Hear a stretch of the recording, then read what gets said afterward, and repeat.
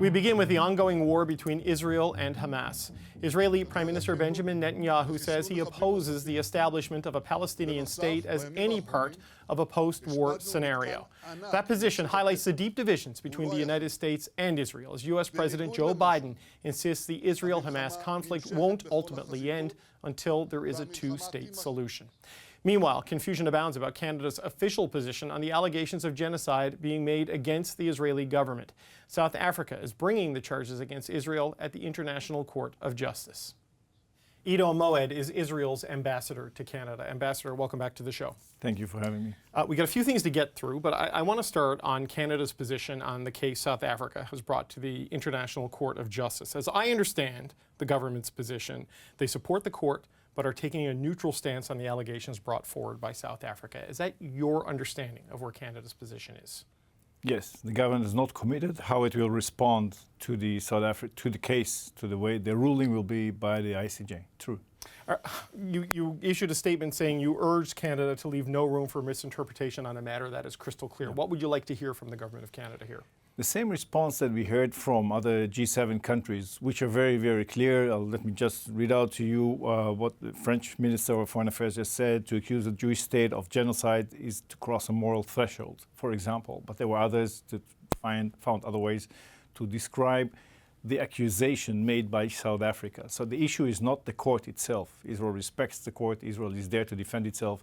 The point is really that there is an accusation that has no merit, that has no base. And I think that from our perspective, the point is really to say accusing a Jewish state of genocide is completely, that's completely a baseless accusation that needs to be regarded as such. And I don't think the government of Canada ever did that in the past. There is, of course, I'm not accusing Israel of genocide, but it needs to be stated clearly. Have you spoken with the Minister of Foreign Affairs, Melanie Joly, or senior officials in the Canadian government about this particular issue? And if so, how did those conversations go? Well, I won't relate to our internal discussions. We have very good discussions with the Canadian government on all levels, all the time. And so we have also conveyed that message.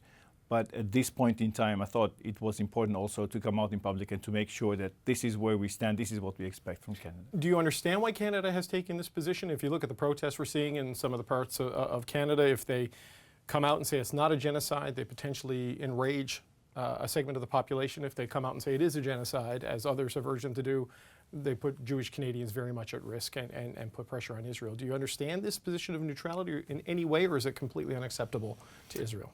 No, I understand the position very well, but the point is really that at this time it's important to stand firm against such accusations that South Africa is making, accusing Israel of genocide, when we are fighting to defend ourselves against a genocidal terrorist organization that has repeatedly said that they will do it again and again. That's an atrocity, and I think that the world should speak against that, and this is why we are saying what you're saying right now. So did Canada give you any indication, just as a final point on this, that they might change their position? Or, it seems to me that this is where they are prepared to live and die until the court renders a verdict. Well, again, I'm not going to refer to our internal discussions. We have very good channels of communication. We talk about everything all the time, so okay. Let's leave it at that. I want to ask you about something that Prime Minister Benjamin Netanyahu said in public today. He told the world that he opposes a Palestinian state in any post-war scenario. This has raised a lot of eyebrows. The U.S. has said that they disagree with Prime Minister Netanyahu on this position. Does this mean no two-state solution ever, as long as Benjamin Netanyahu is Prime Minister? I think that what we should understand is that Israel is focused right now on restoring security for the Israeli population and to making sure that Hamas ceases to exist, ceases to threaten the Israeli population, and we actually focusing on liberating the Gaza Strip from Hamas. This is our main goal right now. For the future, we'll look what will happen in the future. There's a long way ahead of us.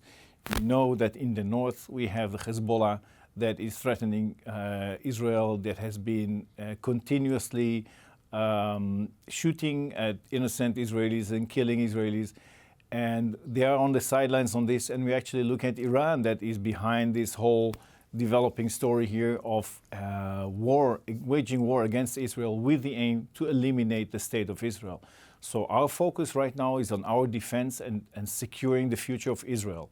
We'll see how we find a way to continue this situation when this war subsides, when we find a way to make, once we know that our security is guaranteed, then we'll look forward. Right, but you have to win. You want to win the war, but you also have to win the peace, right? And these things need to be done in parallel. And I guess is it as long as Benjamin Netanyahu is prime minister, there will be no Palestinian state? Because he said today they need to have some sort of a security arrangement from the River Jordan to all the lands west.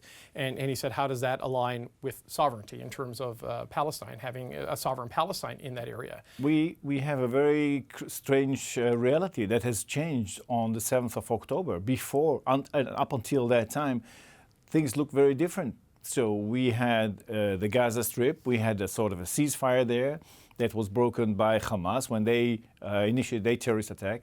We have a Palestinian Authority that in many ways, of course, does not condemn the Hamas, but maybe even is supportive of some of their. We don't know where we stand with the Palestinian Authority at its current state. So talking about the two-state solution is something that is not tangible at the moment. And therefore, there is no reason to rediscuss it when we know that at the current state, there is no way to discuss it. But the Prime Minister's words, as I understood them, because it's through translation, so I will confess I'm not a Hebrew speaker, but he's not talking about for the moment. He talks about in any post-war scenario. I mean, this is the position of the United States, Canada, a lot of the NATO allies you refer to who are backing Israel in the ICJ process also back a two-state solution. So how can this conflict end with the Prime Minister of the day emphatically ruling out what people see as the best path to peace? We have to understand what we are talking about when we are talking about a two-state solution. I don't think that anybody has any idea what it entails when we are talking about it right now, when we are fighting this war against Hamas. So talking about an idea from the past, when we know that the future is completely different, the environment is going to change in a very profound way, doesn't really make sense. And this is what Prime Minister is saying. So we have a future in the region together with our neighbors. We know that, and we will find a way to create a safer solution for all of us. The first step would definitely be getting rid of Hamas from the Gaza Strip and liberating the Gaza Strip from Hamas, because they are the ones that really block it. They are the ones that are out there to kill Israelis and to basically eradicate the state of Israel, together with Iran, with Hezbollah, and so on. So we have to make sure that that doesn't happen. If we are talking about a two-state solution, we have to guarantee that our state is there when we are talking about any kind of a solution. And at the moment, we are under threat. So we are at war, and we have to win that war. And once we win that war, we'll see. We'll see, though, is a difficult message to take to the international community, is it not? I mean, you saw what happened with the vote in the United Nations, and while people are lining up with your country, some of the G7 allies at the ICJ, even the British Foreign Minister is worried about, suggested that he has concerns that maybe Israel has violated international law in the way it's conducted the war. So there is some growing concern on how this war is going. And now the comments from Prime Minister Netanyahu today. Are you worried this will shake the strength of your allies, the support of your allies, if the Prime Minister is ruling out what they hold as the peace solution here? So let me be clear on this.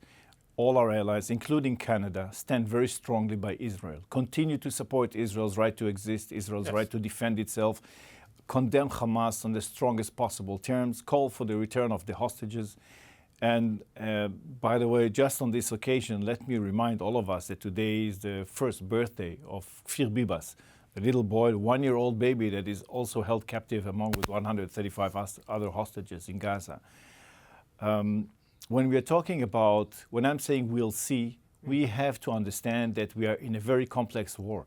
It is very difficult to predict from now what will be the status 2 days from here, or 2 months from here, or 2 years from now.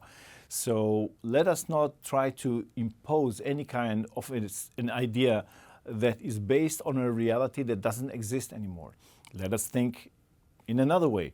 I don't think that the Palestinians will go, that it's not our intention to chase any of our neighbors away. We will live together in this region. We know that and we respect that. Moreover, it is very important for us, while fighting this war, to make sure that the humanitarian assistance that the Palestinians need to have will continue to get into the Gaza Strip. It's extremely important for us to find ways to minimize the losses of lives because they are our neighbors. So the issue of coexistence is not the same as a two-state solution. We will find a way to live together in the future in a respectable way. But at the moment, it's not the right time to talk about that. And I think that the two-state solution is a concept that is not realistic anymore. Okay, but just as a in that context. But just as a final point on this, coexistence, it sounds like, based on what the Prime Minister said and other ministers in his government and certainly in the war cabinet and the coalition, you find a way to coexist, but that sounds like on Israel's terms without necessarily autonomy and self-determination for the Palestinian people who are not part of Hamas and want to have their own land in this particular region. That's how many people could interpret this. The only term that we will need to assure and guarantee is security. From our perspective, it's less relevant what kind of an entity will be there as long as it respects Israel's right to exist and will uphold its responsibility and commitment to security. This is what we need. This is what every country around the world wishes to have, that its neighbors will not attack it.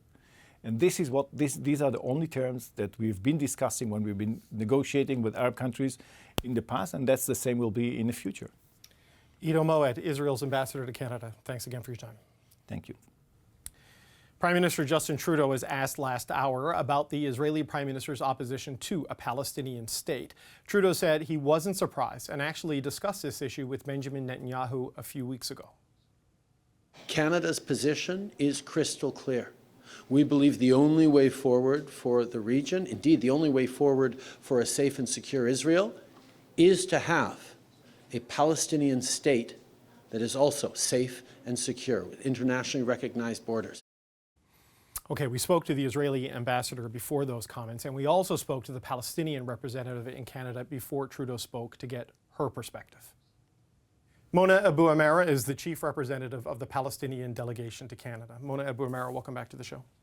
Thank you, David. Israel's Prime Minister today, Benjamin Netanyahu, announced that he opposed a Palestinian state in any post-war scenario. What's your reaction to that announcement? The thing that caught my eye mostly was the from the river to the sea use. So that's the Prime Minister of Israel, the Prime Minister of an occupying power saying that. And that's something that we have been saying for a long, long time. In the course of these 3 months, Prime Minister Netanyahu have said everything that Western democracies refuse to believe and blamed the Palestinians, the Palestinian leadership and the state of Palestine in general for not achieving the peace initiative, not fulfilling it in due course. But Netanyahu came out and said that he was the reason the Oslo Accord failed, and now he's saying that he would not allow for any of that to happen. We will not abide. We are not gonna be oppressed and occupied forever. So that's not something that we would be agreeing with or appeasing.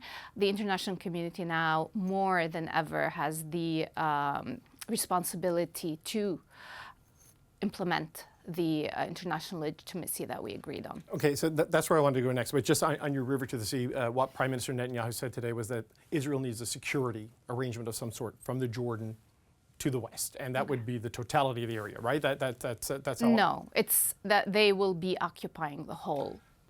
Okay. All right, but you say it's time now for the international community. I mean, Yes. Canada has supported a two-state solution, as the way to peace and stability in that region. The United States said today they disagree with Israel. What do you want Canada to do, and what do you want to see the international community do? Okay, first of all, the international community has failed the Palestinians for decades now. When you come and see what's happening in Gaza, it did not come in a vacuum. It happened because impunity have been so stark for Israel that nothing it would do to the Palestinian people would have any consequences. It would never be held accountable. And that brings us to this horrific situation that we are facing in Gaza, a total genocide. So what we want we want the implementation of international law. We want for Palestine not to be the exception anymore. We want Israel to be held accountable. And yes, Israel should be held accountable in all forums that the international community and Canada believes in. So why is it that any time anything comes to Israel, then all laws change, and we need to be neutral to an occupier? Canada and the West in general is not identifying Israel plainly as an occupier anymore. We don't hear the word occupation. Apartheid is there. South Africa said it's there. All the international organizations, the human rights organizations, said it's time for the international community to actually stand. How do you do that, though? I mean, because Israel right now, there is this active military campaign happening in Gaza. You know, as they say, they're seeking to eradicate Hamas, and I know the civilian death toll has been enormous in the middle of that. But their focus, the ambassador said this, is on security, and after that, we'll see, was the phrase he used in terms of figuring out the coexistence arrangement, to use his word. So how does the international community go into a state like Israel and impose a solution that would satisfy that? You don't people? allow the oppressor, the occupier, to decide if the occupied and the oppressed get to have their own state. You recognize that state. You are saying there's a two-state solution, and now you recognize the party that is doing the oppression, that is committing the genocide, that is being now, fortunately, starting to be held accountable in front of the highest court. So just implement what you have been preaching, the values, the principles, the resolutions. We need to actually call out Israel as an occupying power. We need to call out not just by words, but by action to end its occupation, to end its stop the settlements building, to stop moving settlers, to stop the terrorism that the settlers are doing. We have been hearing a lot of words, but when it comes to other issues, we have seen action on the ground. We haven't seen you asking other people, and I don't want to make comparisons anymore because what's happening in Gaza and in Palestine hasn't happened in other places, but we have seen what the international community and especially Canada can do when it decides to do. On the issue of the allegations of genocide brought against Israel, you use that word a couple of times in this conversation. South Africa has accused Israel of committing genocide at the International Court of Justice. Canada is breaking with a lot of its G7 allies and staying neutral on this position, saying they have respect for the ICJ. They don't necessarily support the case, but they haven't rejected the case either. What do you make of this neutral position that Canada is trying to carve out here? So before the statements came, I heard the press conference that Prime Minister Trudeau had, and there was a lot of confusion, but I've heard everywhere. But I understood, and for Palestine, we understood that this is a neutral position. I had meetings right after that, and of course, Palestinians would love to see Canada stand by South Africa in its case, because it's a case for justice and accountability and an end to and prevention of further genocide. But we also, the second best choice is for Canada not to inflict a negative position on this situation or stand by Israel, like Germany, for instance, because at the end of the day, you don't want to see this double standard be so stark. We've seen Canada opposing a lot of issues when it comes to Palestinians using the right in international forums.